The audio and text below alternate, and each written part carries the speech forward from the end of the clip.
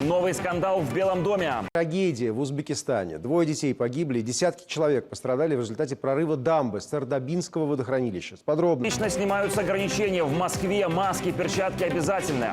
Кабинет министров утвердил дополнительные выплаты для семей с детьми. Пожар в Чернобыльской зоне отчуждения добрался до Припяти. Огонь находится всего в паре километров от хранилищ с высокоактивными радиационными отходами. В Тюменской области режим ЧС из-за угрозы лесных пожаров.